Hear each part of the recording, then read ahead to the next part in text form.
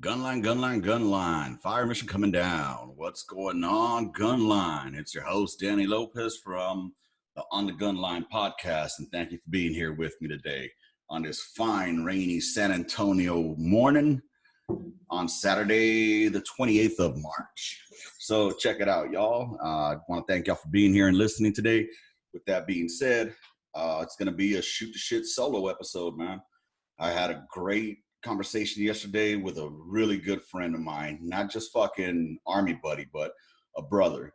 And honestly, I'm not comfortable dropping it due to the fact that there were some things that we discussed that, not that it was anything wrong or anything bad, just that I'm not comfortable dropping it because he's still active and he's worked too fucking hard to get where he's at. And the way things are nowadays, all it takes is one motherfucker to take one thing wrong, and that's it. Your career's done. So I love you, brother, and I'm sure you understand. So I just couldn't do it, man.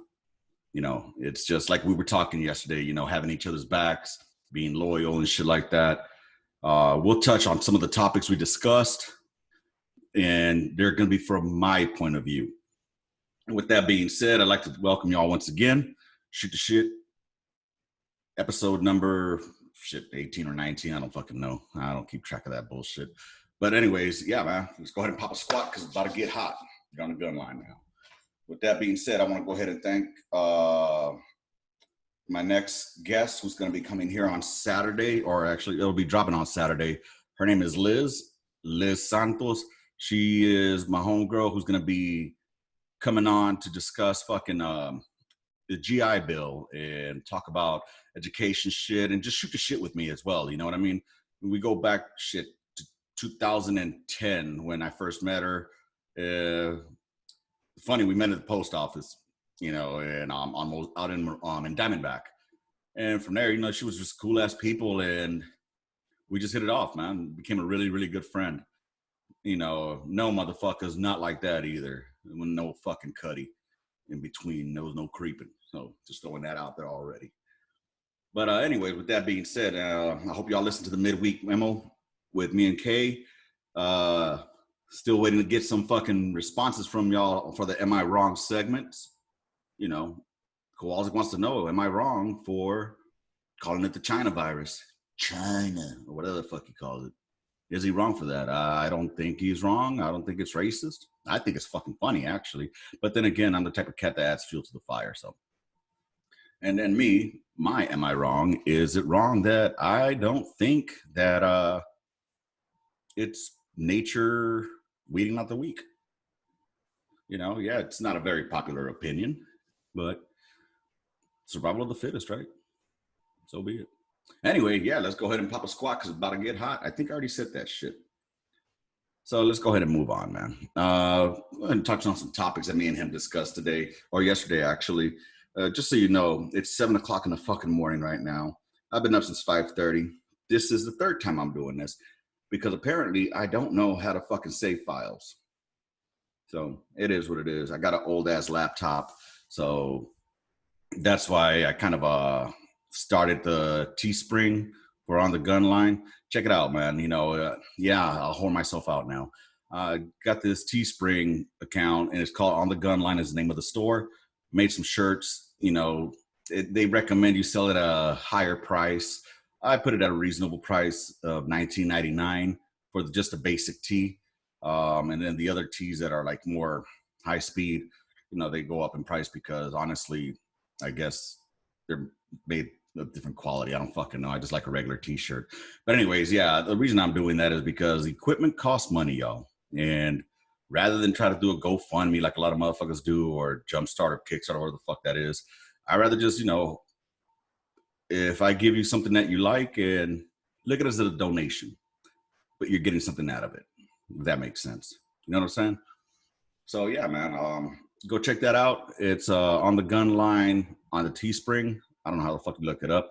If you got me on Facebook, you can go ahead and look it up, and or go to the On the Gun Line Facebook page, and you'll find it there. That's where you'll definitely, there's a shop now button there. You can go ahead and check it out, man. and it'll take you to the on the Gunline store. Also, with that said, I got a Red Friday shirt on there. You know, I dig it. Those that know me know I support Red Friday a lot because some people still forget that there's a war going on over there, and you got to remember everyone deployed, man. For those that don't know what Red Friday is on Fridays you wear red to RED. Remember everyone deployed. It's just a way to show support, you know, to those that are out there. Let them know that not forgotten, because it seems that a lot of folks don't understand that there's still shit going on over there. Yeah, you don't hear about it as much as you did before, but it's still happening, y'all. I mean, we got to remember them, man, especially with this coronavirus bullshit going on. You know, I'm pretty sure motherfuckers are stuck out there right now, getting extended longer than they need to be out there. For those watching on the YouTube, what y'all think of the quarantine beard? It's getting there, man. I don't know what the fuck is getting, but I look like a goddamn hobo. But yeah, nah, got the hair getting fucking long as fuck. Goddamn. I miss being bald headed. But anyways, yeah, man. Check it out. Go check those out. Check out T-Shirt Boss. I'm working with him right now on a project for another Red Friday shirt. I'll be slanging those too. Once they come out, I'll put it on the Facebook, on the Gunline Facebook page. I'll put it up there, and I'm thinking about the price for it right now. Once I get that, I'm gonna put the shipping included. I just don't feel right charging motherfuckers so much money, and then on top of that, you got to pay tax and fucking shipping. To me, that's not cool, man. You know, I'm not trying to get rich off of this. I'm just trying to, again, you know, have some money to be able to provide y'all some content, man. And I hope this is helping y'all out, because honestly, it works for me. It really does. I get to hang out with you all here and shoot the shit with you.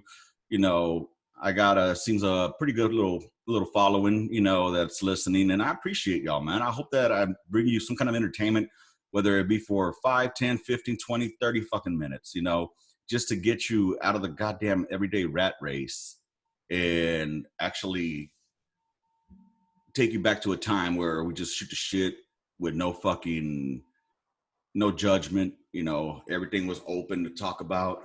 And trust me, today I'm going to touch on a couple of topics that some people might not fucking be too happy with. And it is what it fucking is. It's just how I roll. So with that being said, let's go ahead and push on forward, man. All right. What's going to be the first thing we talk about today? Well, him and we were discussing discipline of soldiers. All right. And we touched on the fact that, you know, this uniform thing really, I think it sparks a lot of interest. A lot of the cast that I knew that we were in the same generation coming up, in the same class, I guess you could say, we all see it as a necessity to have your uniform squared the fuck away. Not only because it made you look good and feel good, but because those that really gave a fuck would take their time on Sunday nights to shine their boots, to have their uniform pressed, to be ready to look good on fucking Monday.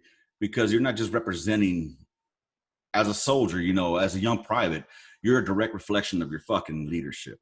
They used to say, you know, you're a direct reflection of your chief.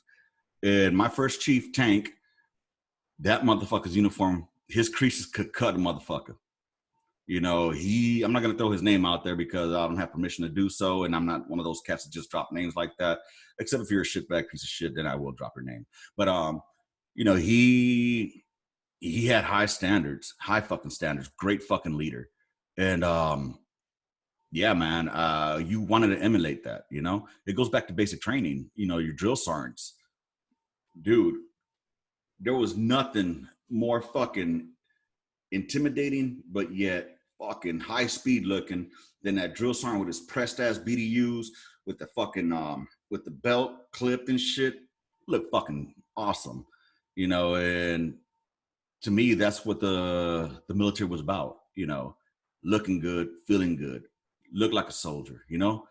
And again, a lot of people that I think personally that don't like the whole, you know, uniform standards, I think honestly they were just the shitbags. They're the guys that probably didn't, you know, they didn't take a shower after PT. They're the ones that just be nasty motherfuckers that would roll out of bed and just fucking grab whatever uniform's there and put it on. probably wore the same PT uniform all fucking week. You smelly motherfuckers. We smelled you guys during our fucking runs. Nasty ass motherfuckers. At least I could smell the alcohol on one, but I knew that he had a clean uniform. He was sweating the alcohol. No, some dirty motherfuckers were just dirty. They're the same ones.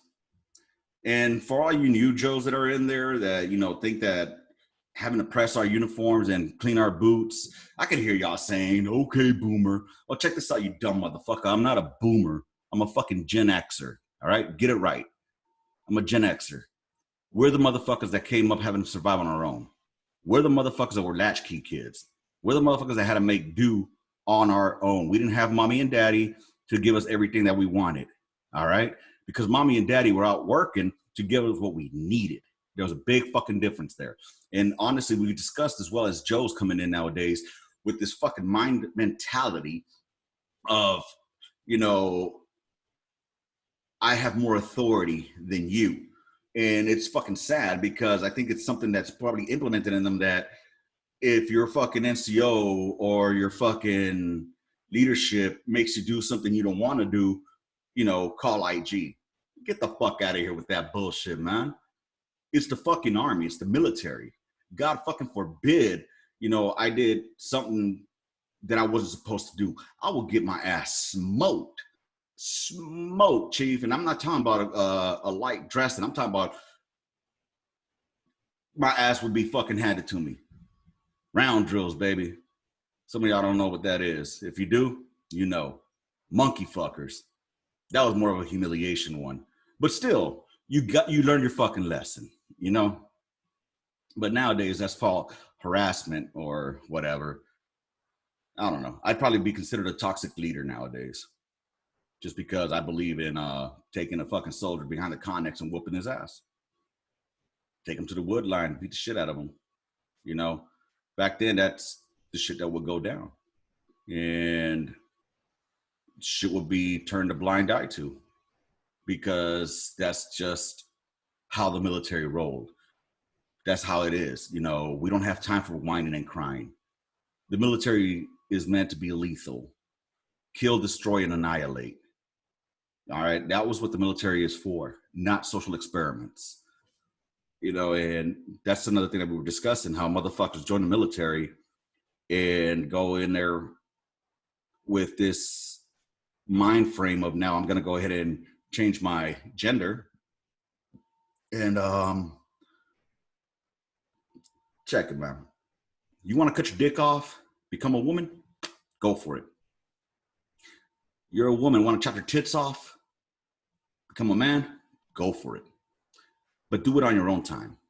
Because what happens is you end up fucking becoming non-deployable. And if you're non-deployable, you're worthless. I'm sorry, you're fucking worthless. Because at the end of the day, our job is to go out and fucking kill. That's the job of the fucking military. It is. That's why we all know how to use a fucking rifle. But apparently, you know, we're a social experiment, you know. And I say we because I still consider myself a motherfucking soldier. Once a soldier, always a soldier. I don't give a fuck if I got a DD-214. You know, do that shit on your own time. And don't backlog the fucking the system as bad as it is now. You're fucking people over, man. You're fucking people over. Am I wrong? Am I wrong? Hit me up. Let me know. Am I fucking wrong for that? Because honestly, in my opinion, that's as bad as fucking broads getting pregnant right before deployment. You all know it fucking happened. As soon as deployment orders hit, oh, we're taking off on or about this date. Females start getting knocked the fuck up. Why? So they don't have to deploy. That's some bullshit, Lotto. That is some bullshit. You know, honestly, once deployment orders come, I think that the females should practice safe sex or get that fucking implant or the coochie implant to stop you from getting pregnant. Oh, but I know it's a woman's right, my body. Okay, bitch, check this out. Don't get knocked up or you get an Article 15 and you get out the army. The end. You get knocked up, you're out. If we're on deployment status. That's the way I figure it, man. Because if not, again, you're a body that is useless to us now. You know, that's my fucking mentality about that shit, man. That's my mentality, at least. But nowadays, I say something like that, and it's an EO complaint or it's a sharp complaint. It's fucking pathetic. It's fucking pathetic. The day that I would back talk to my fucking NCO, my smoke, my first sergeant, I didn't even get to talk to my first sergeant as a fucking private. You know, that's just how it was. Your first sergeant, you didn't want to see him unless, because anytime you had to see him, it was bad news pretty much. Either you're getting fucked up or something happened with your family and you got a Red Cross letter. You know, you didn't go see first sergeant. The highest you went was platoon sergeant. That's it. That's it. But especially if you're E1 through E4, forget about it. You're not seeing them. And nowadays, everybody wants to go bitch and complain. Oh, first sergeant, my chiefs treated me like this and like that. First sergeant's just going to entertain you, man. Let it be known. First sergeant's just going to entertain you because he has to. He'll probably nod his head and say he understands. Then when you get out, you're going to be like, dumb motherfucker. Oh, crybaby ass bitch. Oh, yeah. Yeah, I definitely would have been kicked out by now. But yeah, man, we discuss shit like that, bro. And it's just a trip. Like, you know, officers and NCOs, we all had our own paths, you know. And sometimes we will bump heads, you know. But officers' job, in my opinion, was to plan, and our job was to execute. You know, when it came down to discipline the soldiers, it was on us. We try to keep it at the lowest level possible because anytime that, you know, you don't want to fucking kill a kid's career, especially a good Joe. You know, if he fucked up, let's go ahead and take care of it in house, sir. You know, and a lot of the times they were cool about it. We had this one officer, outstanding battery commander. And I'm not going to go to what battery I was in or what unit. Let's just say that during a deployment, though, some shit went down internally. And, you know, he just let us take care of NCO business. You know, his father was an NCO in the Vietnam War, and I think he was a Marine. And this cat, our battery commander, was all about maintaining good order and discipline. And that we did. You know, we try to keep it at the lowest level possible. You know, we did what we had to do, and that was it. Nothing else was said about it. But nowadays, from my understanding is, and I saw this as I was getting out, it became more of I comes before you, just like the alphabet. You know, people were more worried about how they looked with their Joes. They wanted to be cool with them and hang out with them. Nah, man, you don't need to do all that. You know, yeah, you want your Joe to work for you because he wants to, but that doesn't mean that you need to be his fucking friend. Again, my first chief, Tank, knew everything about me. That was his job as a fucking leader. As my first line leader, that was his job. And yeah, he was cool as fuck, but it didn't mean we were friends. You know, it meant that he was just a good fucking leader. And, you know, even when you had leadership fucking leadership problems, I guess you could say, or leadership, you had those fucking Joes that just tested your fucking patience. And he would do his best with them. But sometimes you have to try alternative methods in order to get a motherfucker right. And if you don't get right, then you get them the fuck on. You don't fucking keep giving motherfuckers chances and they keep fucking up. You know, I don't give a fuck how high speed a motherfucker is, but it depending on the circumstances, I guess, man. You know, you don't want to get rid of somebody for failing a PT test. You know, you fail it twice, you're out. And but yet they'll let a motherfucker chop his dick off and he's good to go for another year. They can't give this motherfucker a year to get better. I'm just saying. And I don't know, man. It's just some shit that just pops to my fucking head, yo. It was just a great conversation all around. Great topic, great talks. And I miss fucking hanging out on the gun line, yo. I really do. There were times where we just shoot the shit in the field, in the fucking field. That's where you got to know each other even better. That's where you would get to know your Joes. Like I say, you would shoot the shit with them, joke around, but there was always that distinction that you're the fucking leader, he's the fucking Joe. And sometimes you gotta dig in that ass. A lot of motherfuckers thought I was bipolar because I would dig in their fucking ass hard. And then 5 minutes later, be like, all right, man. So what's going on, dude? You know what I'm saying? It's just sometimes you gotta put the fucking hammer down, man. It's either a hammer or a screwdriver. They're both gonna get the same effect on a screw, right? Sometimes you gotta use a screwdriver to finesse it, or you gotta put the fucking hammer down and get that motherfucking screw in there. But it's gonna happen. Like my smoke used to say, you could do it with a smile or you could do it with a frown. Either way, you're gonna fucking do it. Not anymore. Not anymore from what I hear. Nowadays, can you please do it? Get the fuck out of here with that bullshit. Give a motherfucker a goddamn push. Go shoot the goddamn line. The end. But Chief, I got my profile. Fuck your profile. Profile writing motherfuckers. Anyways, I'll move on from that, man. He did ask a couple of questions as far as like, how is what are some myths that civilians have regarding veterans, in the civilian world? And so I gave him one answer, which is that the myth that every veteran is damaged or has some kind of form of PTSD.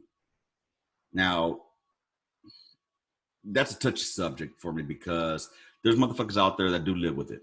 All right. And then there's motherfuckers out there that claim they live with it. And they're the ones that go out and get the service dogs, and I think they just do it for attention.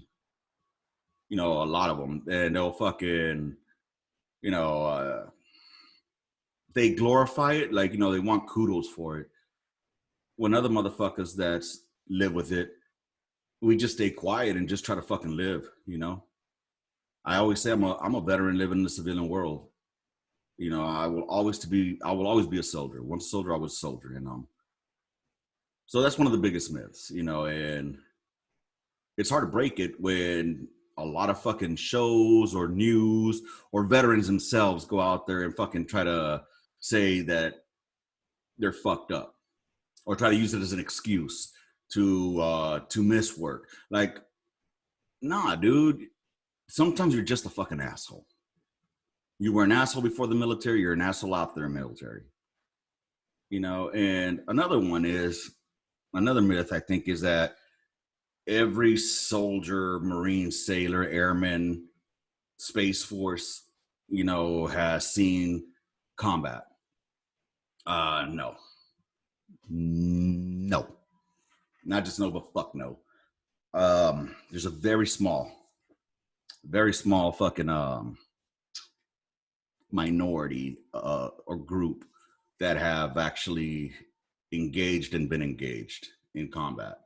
Or, just because a fucking mortar landed on the airfield on the fob that you were on does not make you, engaged. Yeah, you got a cab for it, but did you really earn it? I'm just saying. You didn't. You shouldn't even wear that shit. Anyways, but there's a small portion of the military that actually has been engaged in combat and seen it and, seen motherfuckers die or, came close to dying themselves. And there's a lot of motherfuckers out there that like to tell stories. Like, they'll hear somebody else's and they tell the lie so much, or they tell the story that they heard so much that they begin to believe that they were there. And they know who they are. Probably the same motherfuckers that had shitty ass uniforms. Anyways, man, yeah, that's pretty much gonna be it for today. Soldiers that are in right now, I will tell y'all, man, if you're listening to this in your active duty and you're on your way out, transitioning out, your DD-214 don't mean shit. All right. This ain't the early 2000s or mid 2000s.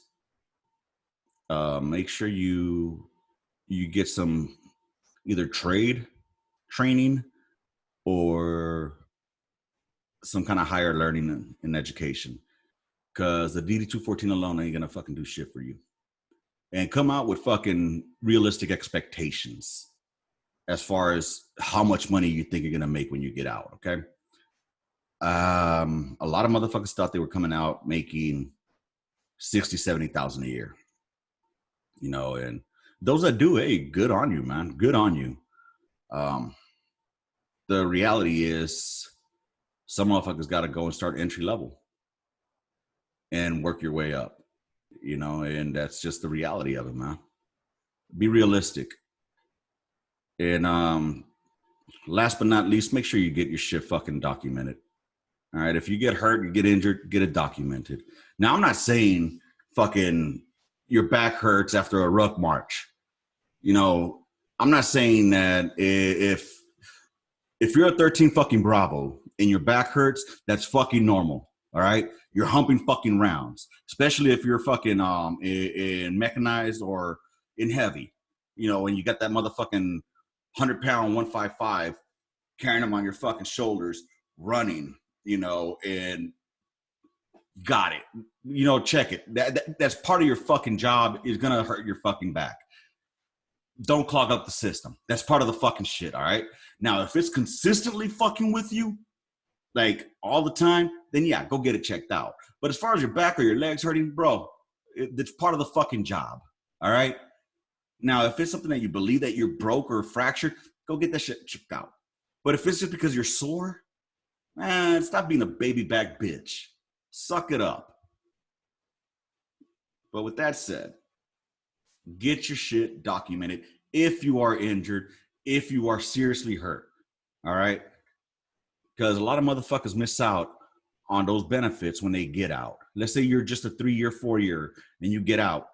And, let's say you fucked yourself up really bad, but because you had the mentality of suck it up and drive on, you didn't do it. Then you're going to miss out on shit, because to get shit service connected afterwards, it's hard as fuck, gentlemen. It's hard as fuck.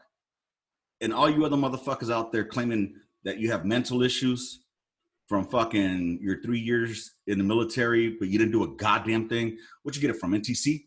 JRTC? Stop clogging the fucking system. All right. And you're giving fucking veterans a bad name. Anyways, with that being said, man, I'm going to end this motherfucking shoot the shit with me. I'm glad y'all hung out. Y'all stay safe from that coronavirus. Stay fucking, stay indoors, man. If one thing that's positive is that family units are becoming one again, and I see a lot of people out walking around and shit. It's pretty cool. So y'all make sure that you make up for those times that you're not there at home. And if you are at home, don't fucking spend your whole time, fucking, what's that word I'm looking for? On your fucking phone, dude. Don't spend the whole fucking time just playing goddamn games and texting. Spend your time with your family. Play some games. Fucking do something with it. Make the best of it. With that being said, man, I appreciate y'all shooting the shit here with me for today. Again, I wish I could have dropped that other one. It's just, it wasn't right for me to do so, man. And make sure y'all go check out On the Gunline at the Teespring store. Check out the On the Gunline Facebook page. And check out Under the Net podcast, man. It's a good learning experience there. You get to listen to a different side, a different point of view from under the net. And you get to go into the world of Sergeant J. And also, again, check out GI Vandals, my homie store. It's called GI Vandals. I want you to go check it out. He has some funny ass shirts there, man. It's not one of those saturated shits that everybody has. But with that being said, y'all have a good one. Rounds complete. Intermission. Gunline out.